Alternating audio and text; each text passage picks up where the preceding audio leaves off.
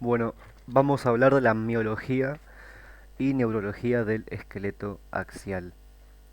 Bueno, primero vamos a decir que el esqueleto axial se va a dividir en dos grandes grupos, los músculos epiaxiales y los hipoaxiales. Los epiaxiales van a ser aquellos eh, que estarán dispuestos por encima de las apófisis transversas de las vértebras.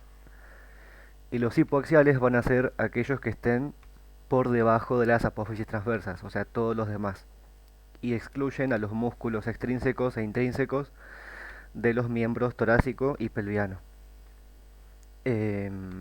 Después tenemos varias regiones eh, a lo largo del esqueleto del perro. Tenemos a la región em, de los músculos ventrales del cuello, de los músculos de la columna vertebral, que son los epiaxiales, los músculos torácicos, abdominales y músculos de la cola. Entonces, empezando con los músculos epiaxiales, vamos a decir que tenemos eh, tres sistemas, los cuales se van a disponer a lo largo de la columna vertebral. Tenemos de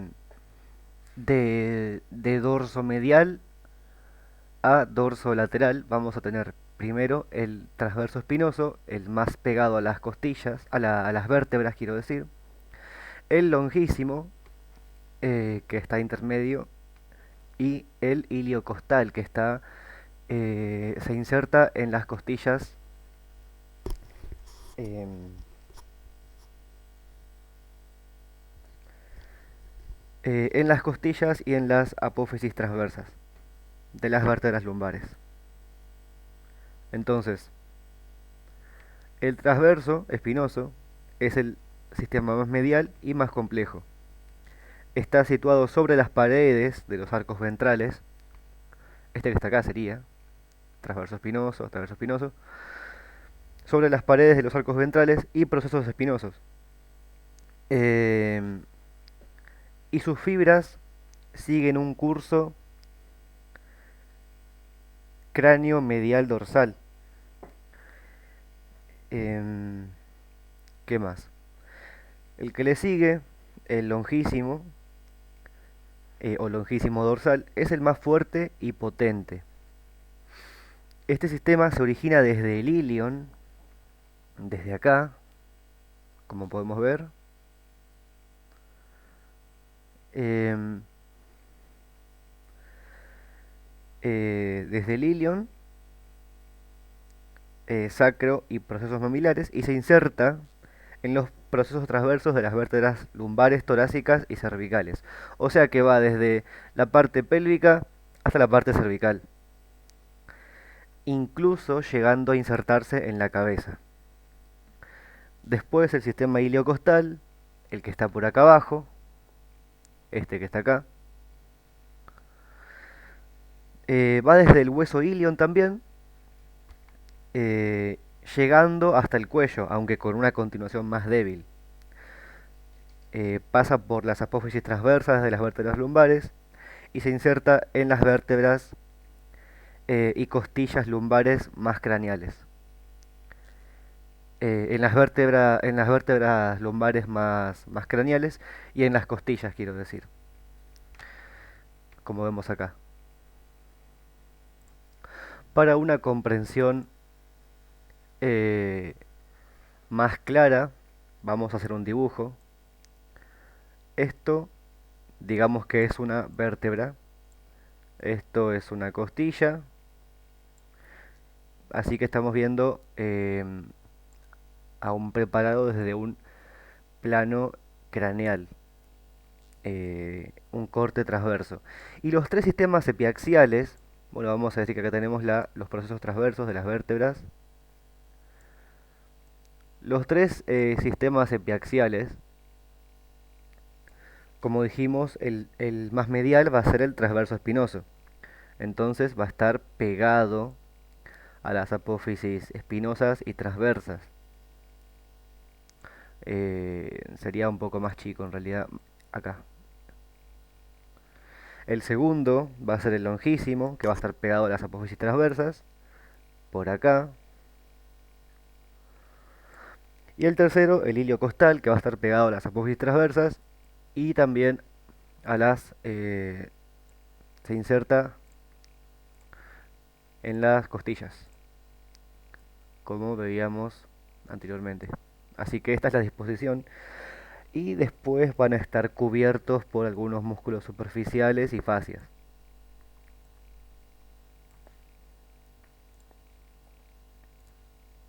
Bueno, acá más abajo teníamos una mejor imagen de lo que serían los sistemas epiaxiales. Acá tenemos al transverso espinoso, al longísimo y al hilio costal. Pudiendo ver acá las apófisis transversas y partes de las costillas y la vértebra, el cuerpo de la vértebra. Pasando a la siguiente región del esqueleto axial, vamos a tener el grupo de los músculos cervicales, que se van a dividir en dos subgrupos, según sus capas. La capa profunda, la cual vamos a nombrar ahora, y la capa superficial. La capa profunda van a ser músculos pegados a la columna vertebral y van a ser flexores del cuello y la cabeza. Viendo esta imagen de acá, podemos decir que la capa profunda de los músculos cervicales va a tener cuatro músculos principales: el largo del cuello, largo de la cabeza, el escaleno y el recto ventral de la cabeza. El escaleno podemos verlo desde una vista lateral en una parte más caudal de la región cervical. Lo vamos a nombrar primero para poder pasar directamente a los demás que están en la misma región. El escaleno es un músculo con dos porciones, una dorsal y una media. Se origina en las apófisis transversas de las vértebras cervicales em, y se inserta en las primeras costillas. El escaleno es este que vemos acá, este músculo de acá. El de abajo es el medio y el de arriba es el dorsal. Perdón, el de abajo y de acá es el medio y el de arriba el dorsal. Este de acá. Bueno, ahora sí, siguiendo con los músculos profundos del cuello, vamos a nombrar a los que quedan. El largo del cuello es eh, este que está marcado con 2. Se origina en las vértebras de la región eh, torácica craneal por su superficie ventral y se inserta en el atlas. Tenemos al largo de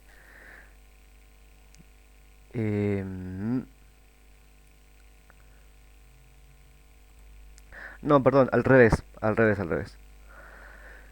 Este, el que está marcado con 2, es el largo del cuello, que ese sí se origina en las vértebras de la región torácica craneal y se inserta en el atlas. Y ahora sí vamos al largo de la cabeza, que es el que está marcado con 1. Es todo este. Este que está acá y este que está acá. El largo de la cabeza se origina en las apófisis transversas de las vértebras cervicales últimas y se inserta en la parte basilar del occipital. Recordemos que era la parte ventral, la parte que estaba pegada al prefenoides, este que está acá. Después tenemos al recto ventral de la cabeza, o recto lateral de la cabeza, que es este que está marcado con 3, y podemos observar que va desde el ala del atlas eh, hasta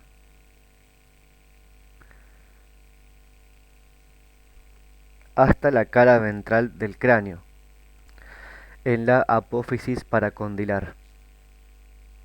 Aunque bueno, cara ventral del cráneo y parte de la apófisis paracondilar de, del mismo. Ahora sí, siguiendo con la capa superficial, más superficial de los músculos cervicales, vamos a decir que tenemos una organización más compleja. Estos van a formar a lo que se conoce como el balancín cérvico-cefálico. El balancín cérvico-cefálico, eh, bueno, como dijimos, es el conjunto de grupos de músculos del cuello y su función va a ser la siguiente: conectar directamente el tronco anterior y el miembro torácico con la cabeza y el helioides. Tienen roles en la protección, o sea, estos músculos tienen roles en la protección de estructuras, movimientos globales de la cabeza y roles en la digestión y respiración. O sea, los músculos profundos que nombramos anteriormente, su función era simplemente la de flexión de la cabeza. Estos músculos ya, al ser más complejos, tienen funciones también más complejas. Bueno, vamos a comenzar por el grupo llamado grupo ioideo. Ioideo porque todos sus integrantes terminan en esa palabra. Ioideo, ioideo y ioideo. Tenemos tres: homoioideo, esternoioideo y esternotiroideo. Aunque hay que decir que el homoioideo no está presente en perros, está muy desarrollado en caballos y algo desarrollado en bovinos. Pero bueno, vamos a centrarnos en el perro. El homoioideo no está en el perro, no existe. Tenemos al esternoioideo y al tiroideo que están fusionados o están muy juntos. Su origen está en el esternón, en el manubrio del esternón, y se insertan, bueno, el esternoioideo, este de acá, se inserta en el en el basioides, que es un hueso que forma parte del ioides. Y el esternotiroideo se inserta en el cartílago tiroideo de la laringe. Aunque bueno, su recorrido es similar, van muy juntos y se los muestra fusionados, así que esto que está acá los incluye. Después tenemos al grupo del brachiocefálico. El, el brachiocefálico se va a dividir primero en dos porciones: cleidocefálico y cleidobraquial. El cleidocefálico es la parte más craneal y el cleidobraquial es la parte más caudal. El cleidocefálico va a, se va a unir a la cabeza y el cleidobraquial, eh, va a unir el cuello a la cabeza y el cleidobraquial va a unir el cuello al brazo. Entonces, vamos a tener, en esta imagen tenemos una parte del cleidocefálico, em, que olvidé decir que el cleidocefálico tiene dos partes. Se subdivide a su vez en dos partes: cleidomastoideo, que es la porción mastoidea, y cleidocervical, que es la porción cervical. Eh, bueno,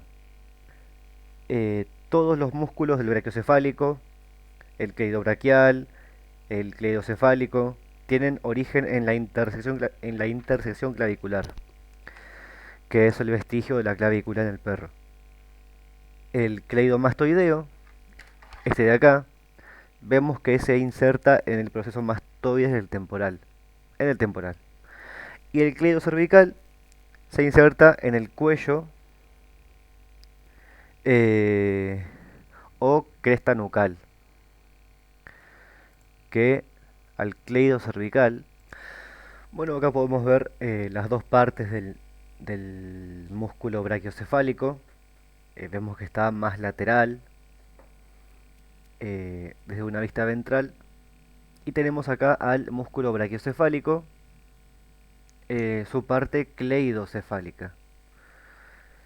Y tenemos acá la intersección clavicular, que habíamos dicho que de acá se origina. Este es el punto de origen. Una parte del brachiocefálico va em, hacia el cuello, y otra parte va hacia el brazo, por eso es braquial. Em, bueno, se inserta en diversas regiones en la cabeza y en el cuello, porque el cleidocefálico se divide en dos, como habíamos dicho: el cleidomastoideo, que se inserta en el temporal, y el cleidocervical, que se inserta en el cuello, como vemos por acá. El cleido braquial se va a insertar en la cresta del húmero. Después vamos a nombrar al grupo del músculo esternocefálico.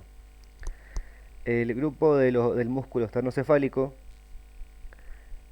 eh, tiene tres integrantes. Todos se originan del manubrio del esternón, así que ¿dónde vamos a mirar? Acá, al medio. Esto que está acá es el manubrio del esternón. Si vemos acá, encontramos automáticamente el esternocefálico. Entonces, es un músculo alargado de la región ventral del cuello, y conecta el esternón con la cabeza, esternocefálico. Entonces, el esternocefálico va a tener tres músculos participantes que van a tres regiones diferentes. Eh, el esternomastoideo, que dijimos que iba al proceso mastoides del temporal, que acá lo podemos observar marcado con 4. Esta zona de inserción es el proceso mastoides o apófisis mastoides del temporal. Entonces el músculo esternomastoideo del grupo esternocefálico se va a insertar en el proceso mastoides del hueso temporal. El siguiente se llama esternomandibular, se va a insertar en la mandíbula, eh, en el borde ventral de la mandíbula. Eh, no es visible por lo que parece. Después tenemos al externo occipital, el último, que se inserta en la cresta nucal y parte, o sea, en el hueso occipital, en su cresta nucal. Entonces, resumiendo estos músculos más de la capa superficial, tenemos tres grupos: el ioideo, en el perro hay dos: esterno-ioideo y tiro-ioideo. Después tenemos al grupo del brachiocefálico, se divide en dos por la intersección clavicular. Tenemos al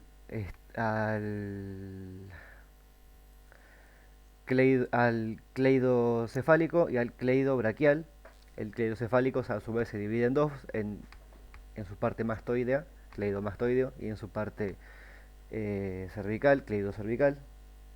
Y por último tenemos al músculo esternocefálico, que se divide en tres músculos: esternomastoideo, esternomandibular y esternooccipital. Ahora, pasando a los siguientes músculos, de el esqueleto axial, del grupo de los hipoaxiales. Todo lo que vamos a nombrar a partir de ahora son hipoaxiales. Los epiaxiales ya los nombramos al principio. Todos los que estamos hablando ahora son hipoaxiales. Eh, el siguiente músculo, el siguiente grupo de músculos hipoaxiales van a ser los de la pared torácica, que se van a dividir principalmente en dos: los inspiradores y los expiradores. Los expiradores, eh, bueno, tienen su función de contracción, de expiración, que es la de expulsar el aire, pero la expiración es un proceso más bien pasivo, de relajación de los músculos. Los músculos inspiradores son los más importantes y activos, y el más importante de ellos es el diafragma. Pero vamos a hablar primero eh, de los externos, de los inspiradores externos. Bueno, acá tenemos al músculo cutáneo del tronco que cubre todo, a la fascia glútea, a, a nada más importante. Vamos a bajar. Miren, acá tenemos una mejor vista del cleidoцефálico, que recordemos que era una de las partes del brachiocefálico. Tenemos al cleidoцефálico, su parte cervical acá, y acá su parte mastoidea. Vamos a empezar hablando de los músculos inspiradores de la pared torácica, eh, los cuales son tres, empezando por el músculo serrato craneal, que va a estar originándose como aponeurosis en la fascia toracolumbar. Acá podemos observar a la fascia toracolumbar y acá al serrato dorsal craneal. Si hay un serrato dorsal craneal, tenemos a un serrato dorsal caudal y efectivamente lo vamos a tener. Y también a un serrato ventral, del cual vamos a hablar después. Eh, Después, bueno, el serrato dorsal craneal, ya dijimos que se originaba en la fascia toracolumbar y se inserta como borde en el borde craneal y lateral de las costillas, específicamente de la 2 a la 10, esta zona de acá. Así que es un hueso, es un músculo plano, largo y ancho. Entonces, le siguen los músculos intercostales externos, que como dice su nombre están entre las costillas y sus fibras van a tener una dirección caudo-ventral. Entonces la parte caudal está para allá, apuntando para allá. Y si vemos bien las fibras, si nos acercamos a las fibras, bien, uy, me acerqué demasiado. Acá. Acá en las fibras vamos a ver que las fibras intercostales van a estar apuntando caudo para acá y ventral, así. Así que estos son los intercostales externos. Después, em, como músculo, el tercer músculo inspirador de la pared torácica, vamos a tener al recto torácico, el cual se origina en una línea media en la región más craneal del tórax. Acá lo podemos ver con 7. Una línea media, bueno, se origina de una línea media por acá, en la región del esternón. Y la verdad es que no tengo idea de dónde se va a insertar. Lo vamos a buscar ahora. Bueno, se va a estar insertando en los extremos eh, ventrales de la segunda, tercera y cuarta costilla. O sea que va a estar apuntando de acá hacia allá. Ahora vamos a hablar de un músculo inspirador, que es inspirador pero no es parte de la pared torácica, eh, sino que actúa como una división entre el tórax y el abdomen, entre la cavidad torácica y la cavidad abdominal. Estamos hablando de el diafragma, el cual es el músculo inspirador, el músculo hipoaxial más importante de la cavidad torácica, no de la pared torácica, de la cavidad torácica, no es de la pared. Es un músculo plano, ancho y asimétrico con forma de cúpula. De cúpula porque si lo vemos bien, eh, estaría en esta zona, acá no está, pero vemos la forma que dejó entre el hígado ah, no, sí, acá está, este es. Perdón, este es que está acá, lo estamos viendo, desde un plano lateral, así se ve desde costado, ¿no? Y así se ve de frente. O sea que es un... eh, así se ve desde craneal. Si podemos observar bien, es como que está inflado hacia nuestro lado. Pero si lo vemos desde caudal, como es esta imagen, como tenemos esta imagen, vamos a ver que está hundido. O sea que tiene forma de cúpula. No es muy difícil el concepto. Eh, Actúa como una bomba mecánica para la respiración, para la inspiración. Y para entender eso, es importante entender su estructura. Entonces vamos a empezar. Tenemos eh, como, como centro del diafragma, vamos a tener acá al centro tendinoso. Esta parte más blanquecina se conoce como centro tendinoso. Y es la parte más central del músculo. No es contráctil porque es tendón, es tejido fibroso, fuerte y blanco. Em, y es el punto de anclaje de donde las fibras musculares van a tirar. Entonces, tenemos ese que es el centro tendinoso y después tenemos las porciones musculares periféricas a él. Tenemos la porción lumbar que se va a estar dando, em, se va a estar dando acá, acá. Lumbar quiere decir,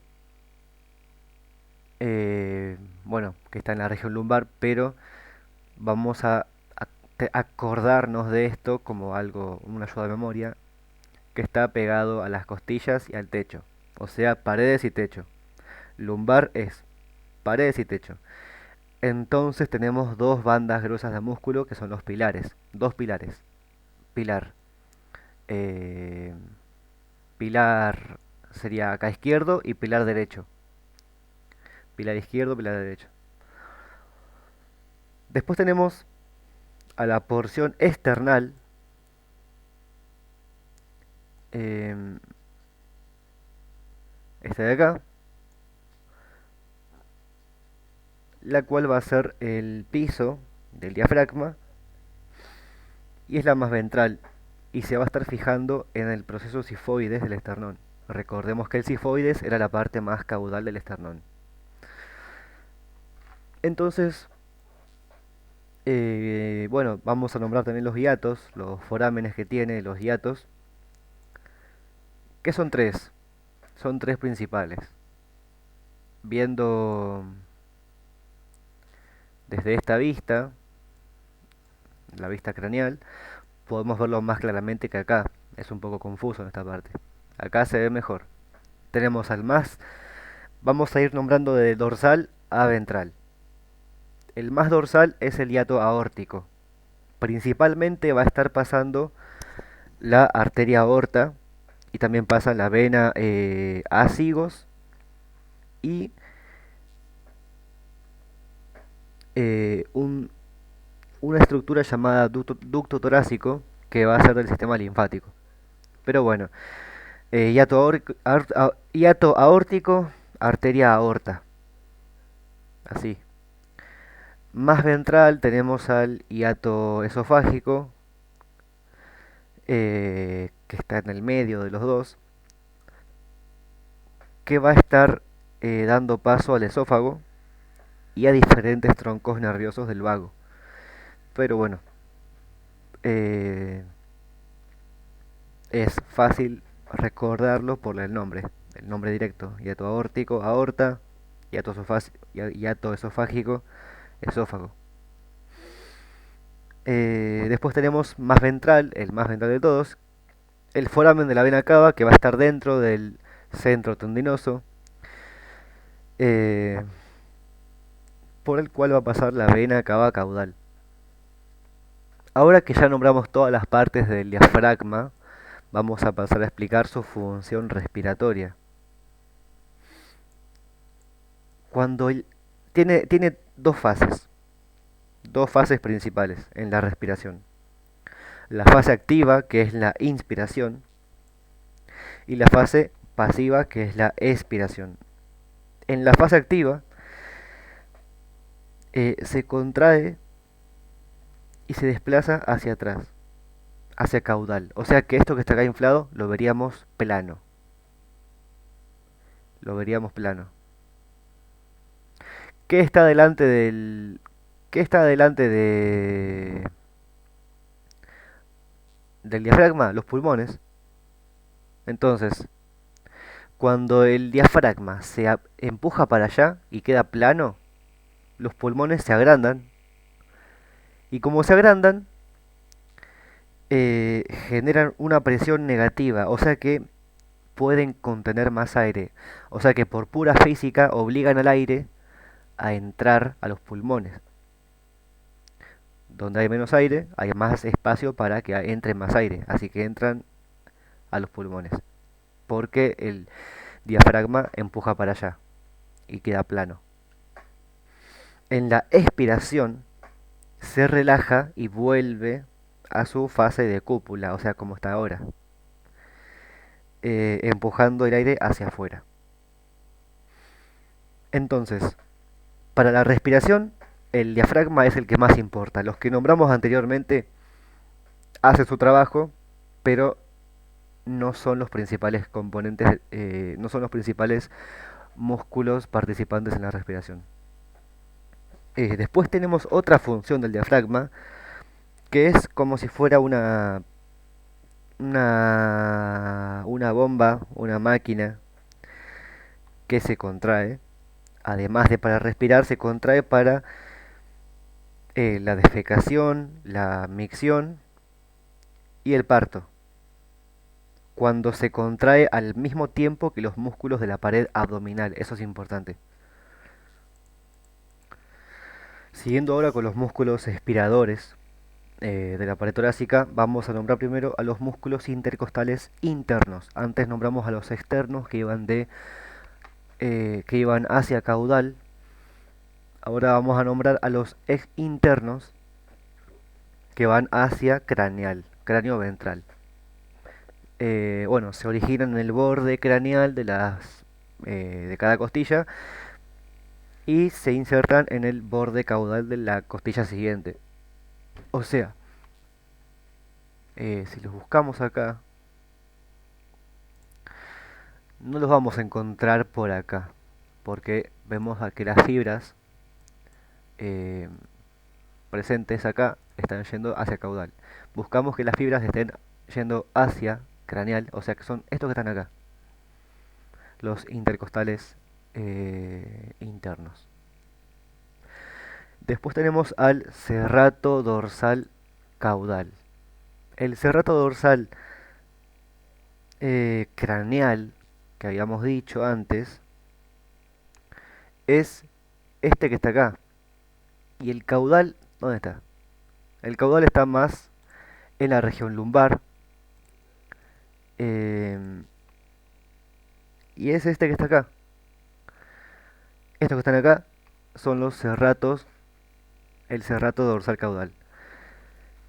Se va a estar originando en la apófisis toracolumbar, que es toda la que recubre esta zona, de acá, de acá, tórax y región lumbar. Y se va a estar insertando en el borde caudal de las costillas 11 a 13. 11, 12, 13. Acá, borde caudal. Borde caudal, borde caudal. Eh, Después tenemos otros músculos, pero no son realmente tan importantes, así que ni los vamos a nombrar.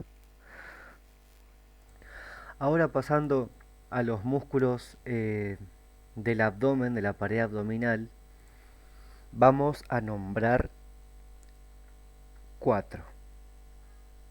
Son cuatro nada más. dos oblicuos, un transverso y un recto. Tenemos a un oblicuo abdominal externo, eh, que es el que vemos marcado acá, más por acá. Acá marcado con uno. El oblicuo abdominal externo vemos que está insertándose, digo, originándose de la aponeurosis, eh, y de la fascia toracolumbar, y se inserta, vemos, eh, perdón, se está insertando acá, acá se está insertando, y se va a estar originando, como vemos acá, se va a estar originando, como vemos acá, en la fascia toracolumbar, eh, y en las últimas costillas. Entonces, desde acá, este que está acá, todo este que está acá, hasta acá, es el oblicuo externo. Después tenemos al oblicuo interno del abdomen, el cual está marcado acá con 7 y va a tener una dirección de fibras cráneo ventrales. Las fibras de este van, digo, dorso ventrales. Las fibras del externo van cráneo caudales y las fibras del interno van dorso ventrales. Después tenemos acá al músculo recto, que habíamos dicho, el músculo recto del abdomen, que lo tenemos acá, seccionado. ¿Por qué? Porque al estar seccionado nos permite ver el músculo que está más profundo, el cual es el transverso del abdomen. El recto del abdomen, marcado con 1, se va a estar originando el, en el hueso pubis y se va a estar insertando en el esternón. El transverso del abdomen, marcado acá con 2, este que está acá, este de acá y este de acá, se va a estar originando mediante la fascia toracolumbar en las últimas costillas, 5 costillas, y en todas las vértebras lumbares. Ese es su origen. Eh, Está profundo al recto del abdomen y profundo al abdomen interno, al oblicuo interno. Y su inserción es en la línea alba. La línea alba, como vemos, es esta marcada acá con 3. Eh, Después, bueno, podemos decir que la pared abdominal está cubierta por la fascia abdominal y la fascia transversal más profundamente. La fascia transversal cubre los músculos profundos y la fascia abdominal cubre todo de forma superficial. Entre los músculos abdominales hay que hablar de un concepto muy importante que es el canal inguinal. El canal inguinal es simplemente un espacio que se va a dar eh, entre los músculos de la pared abdominal. Va a tener dos anillos, dos entradas, un anillo inguinal profundo que va a ser la entrada, va a ser medial, y un anillo inguinal superficial que va a ser la salida. El anillo inguinal profundo eh, que estamos viendo por acá es la apertura interna, eh, y es un defecto natural en la fascia transversa dentro del abdomen. Recordemos que la fascia transversa era una fascia que cubría los músculos internos del abdomen. Eh, bueno, el anillo superficial que hemos marcado acá con 2, por acá estaría este de acá. No tengo una imagen donde llegue a verse, pero estaría por esta zona. eh, estaría por esta zona más o menos. El superficial es una hendidura en la aponeurosis del músculo oblicuo externo del abdomen. Y tiene un trayecto, claramente, desde el profundo al superficial. El trayecto es el espacio que queda entre ambos anillos y es un trayecto oblicuo porque está desfasado. No es lineal entre ellos, está desfasado, así que es un túnel oblicuo. No hay mucho más que decir. Esta forma oblicua funciona como una válvula y cuando el animal hace fuerza se cierra impidiendo que los intestinos se salgan del animal. Eh, y bueno, como es un túnel tiene límites, como es un anillo, como es un canal tiene límites, tiene límite ventral, caudal, medial y lateral. El medial es el interno, lateral es el externo, el ventral cubre la parte craneal y la parte del suelo y el caudal cubre la parte del techo. El límite ventral está dado acá por el, acá podemos verlo, por el ligamento inguinal. Acá, ligamento inguinal marcado con 3. Este de acá. Esto de acá. Em, el límite caudal, por acá, o el que va a ser de techo, eh, va a estar dado por el músculo oblicuo interno del abdomen. Entonces recordemos que el músculo oblicuo interno es este de acá. La pared lateral externa de este lado estaría va a ser la aponeurosis del músculo oblicuo externo. Entonces teníamos acá el oblicuo interno y el oblicuo externo estaría para allá, hacia allá. Y recordemos que la aponeurosis del oblicuo externo es esta, así que está cubierto por esta aponeurosis. Y en la parte medial, la interna, va a estar cubierto por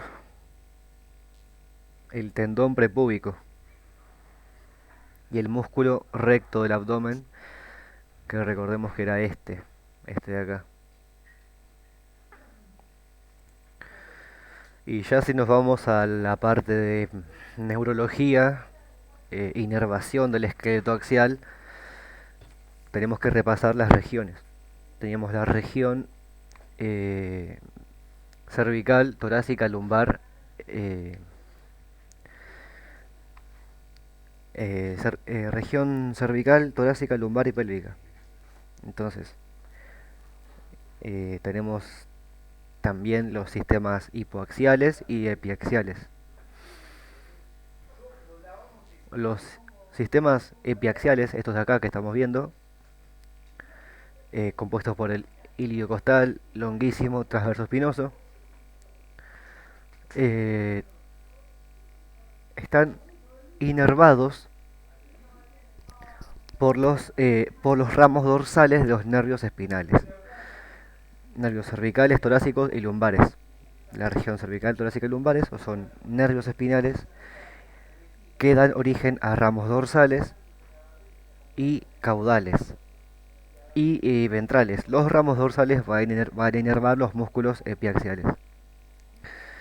Los sistemas hipoaxiales, eh, que con ellos nos estamos refiriendo a los restantes,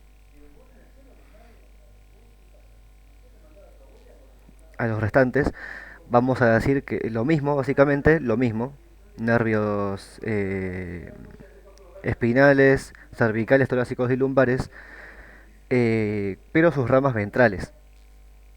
Las ramas dorsales van para allá, las ventrales van para acá. Con lo que respecta al cuello, al balancín, esto de acá, al balancín cervicocefálico, esternocefálico, brachiocefálico, esternoioideo, todos esos van a estar inervados por el nervio accesorio en su mayoría, eh, que es el par 11 de los nervios craneales, y por los primeros nervios cervicales, que son parte de los espinales ya, pero están inervados por un nervio craneal, que es muy importante, el accesorio. Yéndonos para el diafragma, eh, a diferencia de los demás, de esta región, no va a estar inervado por nervios espinales, sino que va a estar inervado por, eh, digo, no va a estar inervado por los nervios espinales de la región torácica, sino que va a estar inervado por eh, el nervio frénico, que se va a dar, que tiene un origen en las metámeras C5, C6 y C7, o sea que viene de la región cervical. Sus ramas ventrales forman el nervio frénico, que inerva el diafragma. Después, los músculos de la pared abdominal eh, van a estar inervados por ramos ventrales de los nervios espinales de la región toracolumbar.